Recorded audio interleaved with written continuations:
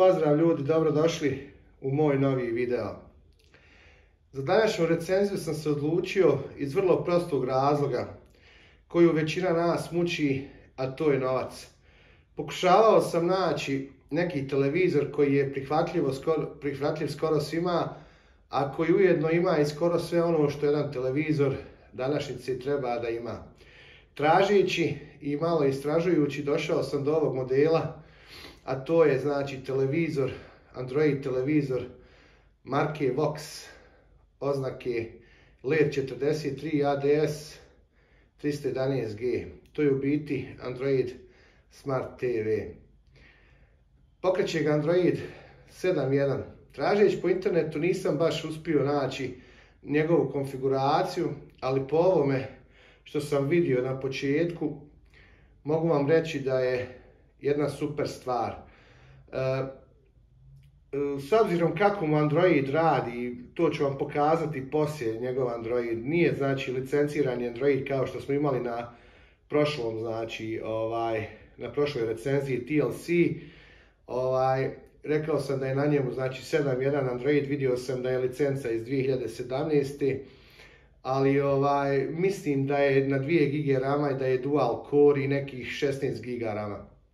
Rezolucija je Full HD, znači 1920 x 1080, što je super za ovaj cjenovni rang, vjerujte mi, a kasnije ću vam reći otprilike i cijenu ovog televizora. Zato što ima tako lijepu sliku, evo možete pogledati, jasnu sliku, lijepe boje i sve. Posebno me dojmio kako je lijepo uređen, uopšte znači nije debeo, nije ono, kako bi vam rekao, nije ružan. S ovom lijepom tankom sivom lajsnom koja ide dužinom ruba televizora. Daljinski isto tako je lijep, elegantan, to ću vam snimiti u nastavku. Tako da za prvi pogled kad sam ga upalio i kad sam digao mrežu i pustio neke stvari, vjerujte mi, me televizor dosta dojmio. Znači nemojte vi od njega očekivati sad, ne znam, neku QLED, OLED, kristalnu sliku, ali za nekih 220-230 eura ovaj televizor je perfekcija.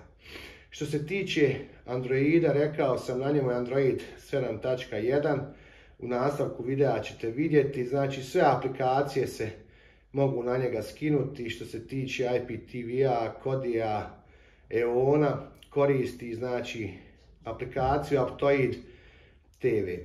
Idemo sada u drugi segment videa da vam pokažem njegov Android, u biti taj njegov Smart. I evo nas na njegovome Androidu. Znači ovako njegov Android izgleda, ovako njegov Smart izgleda. Ovdje znači imamo aplikacije koje dođu već instalirane na njemu, znači imamo i screen mirroring. Na trgovinu Play se nisam prijavio, nisam htio da ostavljam svoje podatke, ali uglavnom znači možete koristiti trgovinu Play, znači Google Play servis mu radi bez problema, ali vama je najbitnija stvar što se tiče skidanja aplikacija u biti Aptoid TV. Ne moram vam objašnjavati šta je Aptoid, većina vas zna već šta je Aptoid TV, malo prije sam ga updateovao, tako da bilo koju aplikaciju koju budete skidali sa ovoga Aptoida, evo i IPTV, znači Prime Video, VLC, koju god aplikaciju budete skidali znači sa ovoga Aptoida, ona će biti odmah optimizirana za ovaj televizor. Mogu vam reći da me pozitivno iznenadio s obzirom koliko košta, a koliko daje. I mogu vam reći da je ovo jedan fin izbor za ljude koji nemaju mnogo novca, ili ne znam, izbor ako hoćete djeci da stavite televizor u sobu, da jednostavno ne proturate kablove kroz kuću, jednostavno spojite ga na Wi-Fi i imate znači i televiziju i sve. Evo vidite YouTube.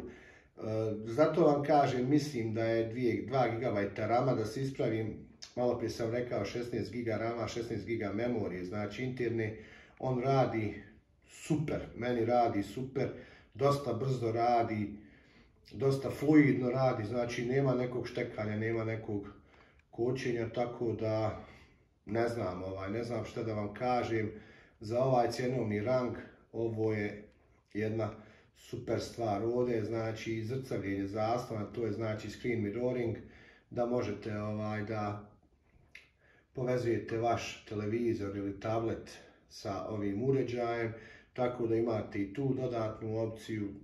Onda imate još opcije vamo za namještanje slike, hoćete li 16:9, znači topla boja, hladna boja, stvarno puno nudi i ne znam, meni je stvarno sam ostao bez riječi. Ne mogu reći da je ovo savršenstvo, ovo je televizor od 220 eura, ali ono što on nudi za 220 eura, meni je to odlično.